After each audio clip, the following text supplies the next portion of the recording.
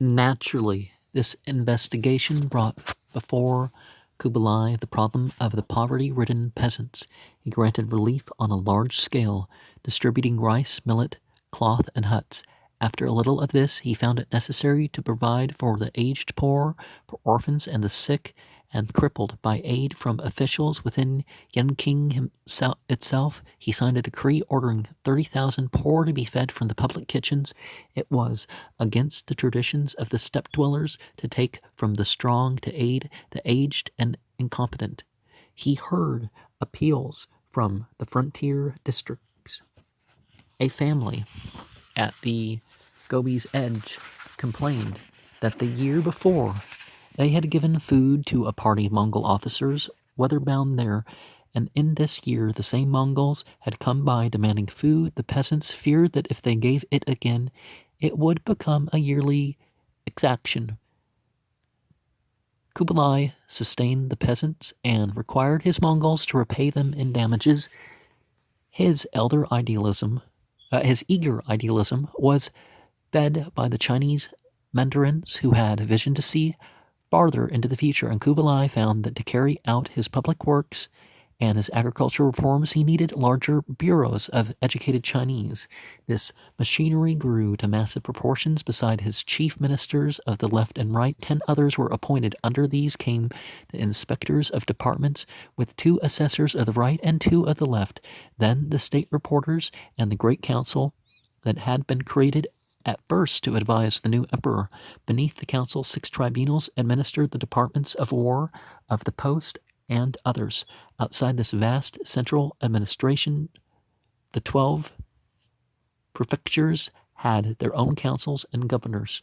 Once Kubilai asked his mandarins why, when the peasants worked so constantly and were given so much aid by the state, they remained so poor. Because the state, the Chinese answered, encouraging the workers in the soil, draws its chief wealth from them. The laborers themselves have little left, because the greater part of their earnings goes to pay overseers and taxes, together with the cost of collecting taxes. Confronted with the world-old problem of farm relief, Kubilai altered his government as a potter moves wet clay under his fingers. On the ever-turning wheel, he had the inflexible determination of his grandfather and a Mongol's instinctive knowledge of the earth, of animals and of men, who worked at the mercy of weather, and more than Genghis Khan or Mangu, he was ready to accept criticism. His impetuous orders startled the methodical Chinese, who were urging him along the course he followed, but were not prepared for his amazing inclination to combat difficulties, as if he were fighting an army of enemies. The Chinese pointed out truthfully that the vast military machine he maintained absorbed the bulk of their tax receipts. Kubilai would not scale down his armaments, but he began to put, as Yaliu Utsai had attempted to do under Ogadai, civil authorities on par with the military. Civil judges were given authority to overrule the Durgashis. Chinese mandarins were appointed to head the administrative departments of crime, rights, public works, and war. Also, the ancient and peculiar office of the censors was restored. These censors were, in modern phrasing, secretaries without portfolio. They were privileged to petition the emperor when they believed that they had discovered maladministration in the vast machinery of the state. They could even petition the emperor against his own failings. On the other hand, if evils went unchecked, the censors lost honor. At times in the past, Chinese of high integrity in this office had committed suicide when they were unable to remedy what they believed to be wrong. All these people committing suicide, there's some effect is better than none, which none would be if you're dead. So Kubilai had reached a rather brilliant solution of his dilemma. Without reducing his armed forces, he had made the Chinese objectors personally responsible for the well-being of the multitudes. He even agreed to put the immense classes of Mongol princes and army and palace officers under strict regulation, and to publish all legislation so that any scholar could read the new laws. For a while, the Chinese civil authorities did not clash with the Mongol military. The new industrial activity kept the multitudes well-fed and universally occupied. The decade after the final conquest of China became, in fact, an era of prosperity. The omens the astrologers on the tower reported were favorable. Under such circumstances, Kubilai Sechin was the last man in the world to deny himself the family hobby of palace building. A new palace would be the most important of public works. It would be a necessary setting for the majesty of the new Mongol son of heaven. Kubilai made his plans with the diligence of a great love. It would be his gratification, his imperium within the empire, his sanctuary from worries, and the ideal spot for the ultimate in tree culture.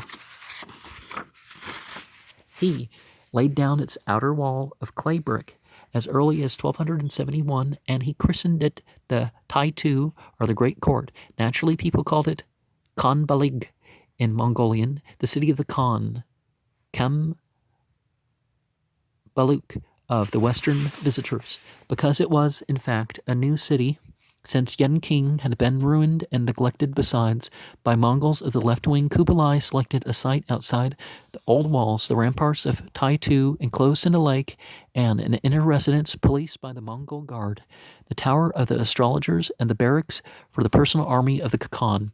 Now, in the Bible, when it talks about we shall be able to name, actually, they were, building up something to look at the heavens. Foreign merchants had their quarters outside with the native Chinese, quarters administered by the greater, quieter, and supplied with 20,000 prostitutes to serve the extraneous population. At least so Messer Marco Polo says, and he spent a decade of years in the court of Kubilai. That's probably why, right? 4. By now, Kubilai had enlisted the shrewdest of the foreigners to serve him. Bayan himself had spent his youth in Persia and Syria. The personal guard of the Khan was recruited from Christian Alani, whose homeland lay in the far Caucasus.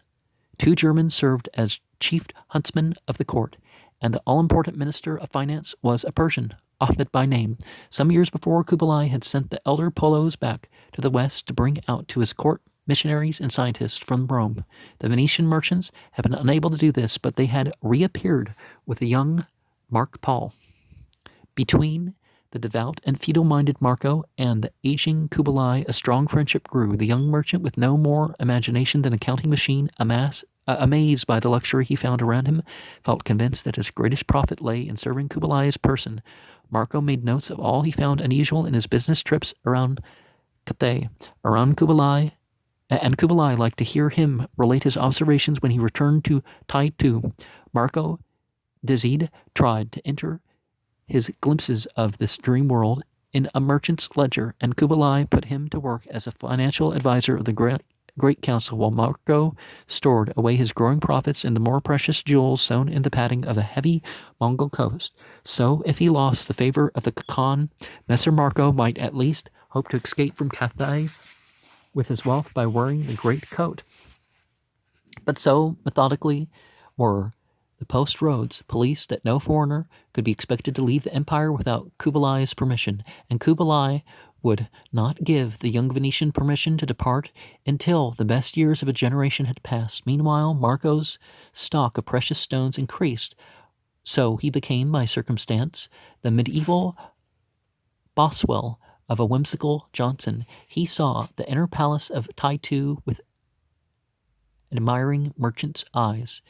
It is enclosed by a great square wall, each side a mile in length. In the middle of the second enclosure stands the Lord's great palace, with a terraced walk around it by which people come and go. Its walls are plated with gold and silver, adorned with figures of dragons, beasts, and birds.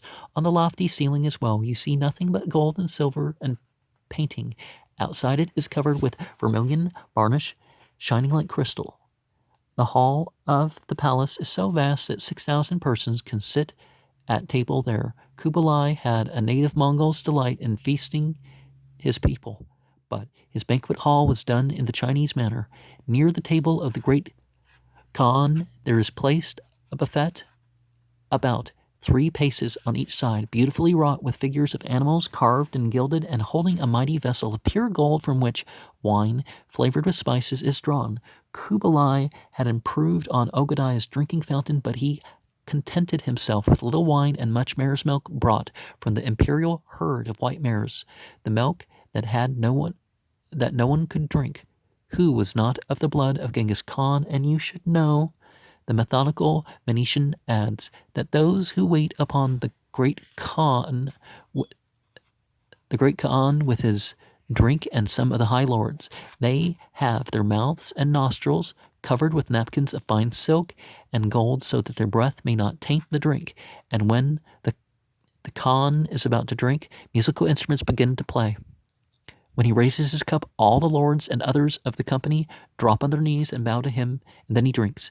Outside the hall, as many as 40,000 spectators might gather to render similar obeisance to the name tablet of Kubilai in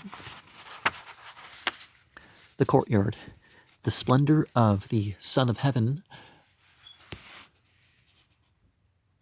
was increasing. Now, this sort of phrase in Aramea, for example, which is not what we're talking here, but basically the one of the house, purified of such. It depends on exactly what word we're using for son, but it goes beyond literal sonship. When all have eaten and the tables have been carried out, then come in troops of jugglers and players, making great mirth, so that everyone is merry. For Kubilai had a love of music and theatricals that was not satisfied by the dry artistry of the Sung court. The matter-of-fact Mongols expected to be entertained by the players, and out of this expectation grew the famous theaters of the Yuan dynasty. Messer Marco observed, but he did not appreciate the parks and lakes outside the Khakan's palace. He notes down faithfully the fruit trees and herds of white stags and fallow deer, the gazelles and roebucks, even to the squirrels and the fish in the artificial lake. But a corner of this park Kubilai ordered planted with the high grass of the steppes, and to this corner of earth and grass he took his sons at times. This, he said, is your true heritage. From this you have come. Kubilai could say that, yet he had abandoned the life of the steppes for Taitu. He had another sanctuary. When he wanted to be alone, he would go there, and no one has explained the instinct that made him want it. About a bowshot to the north side of the palace, Marco relates, there is a hill made by men's hands about 100 paces high and a mile around. This hill is overgrown with trees so that never lose their foliage, but remain evergreen. And I swear to you that whenever a fine tree is found, and the emperor hears of it, he sends for it. Then it is transported hither with its roots and earth and planted on this hill of his. No matter how big the tree may be, he gets it brought by his elephants. And he has also covered the hill with blue-green ore. Thus, not only are his trees green, but the earth also hence is called the Green Hill. And atop it is a dwelling just as green inside and out. The great Khan caused all this to be made for the comfort of his spirit. Whatever impulse may have led Kubilai to build himself an artificial mountain wherein everything was green, he found relaxation also in the family passion for hunting. Being afflicted, like the others, with gout, he devised for himself a way to hunt game without exertion. From March to May, he would set out with his noyons and the regiments of his huntsmen and beaters, dogs, leopards, and hawks of various kinds, to the edge of the northern grassland where the game preserves had been established. But he went out to hunt in a compartment on the backs of 4 elephants. He is carried, Marco relates, with appreciation upon 4 elephants in a fine room of timber plated inside with gold and lined outside with lion skins.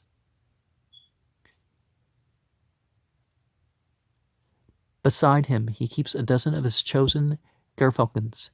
Several of his barons, Mongol noyons, ride by the elephants, and at times they may be going along, and the emperor in talk with these barons, one of them may cry out, "Lord, look out for cranes." Instantly the emperor commands the top of his chamber to be thrown open, and he selects whichever of his gerfalcons he chooses, marking where the cranes fly, he casts the gerfalcon. Frequently, the quarry is taken within his range of view so that he has the grandest sport as he sits or lies there within his traveling compartment. So I tell you that there is not another man in the world with such enjoyment of sport as he has. Kubilai had another obsession almost as strong with him. The Mongol acquisitiveness took the form of collecting. He craved precious and gorgeous things, a ruby from Siam as large as a man's clasped hand, carved elephant tusks, massive smooth jade from Khotan, and matched pearls as large as birds' eggs. These objects d'art he lodged in his private treasury within the Khan's palace, beside the harems of his women. For Kubilai, not less than Ogadai, had a healthy lust for shapely girls. Well, obviously women at that point, right? The brides of his earlier years he quartered in the miniature palace suits, giving each an entourage of her own, but he took pains to make certain that he would not be able to select yearly a few additional young women for his own quarters. He has 4 wives that he keeps as his lawful consorts, each of them having a court of their own, very grand and large, none of them having fewer than 300 handmaidens to serve them. Well, Islam, for example, limits wives to 4. With the boy, pages, and eunuchs, one of these ladies might have 10,000 persons waiting on her. When the emperor desires the company of one of these consorts, he goes sometimes to her apartments, and at times she comes to his own. He also has a great number of concubines, and I will tell you how he gets them found. Now, that would be the difference, right? Field consorts is, yeah. There's a Tatar tribe called Ungrat, Konkarat, the chestnut horse, Jamui Khatan's tribe, who are noted for their beauty. Now, every year, 100 of the most desirable young women of this tribe are sent to the court of the great Khan, where they are given to the care of certain experienced old women, and these old ladies have the girls sleep with them to discover if they have sweet breath without snoring and are round and supple in all their limbs. Then a selected number of them are allowed to wait on the emperor by turns. 6 of the most beautiful of these damsels attend him for 3 days and nights, waiting on him while he is in his bedroom, watching while he is asleep, to obey any orders he may give. At the end of 3 days, another 6 take their place. So throughout all the year, reliefs of these maidens wait upon him. The emperor has 22 sons by these 4 wives of his, and 25 other sons by his concubines.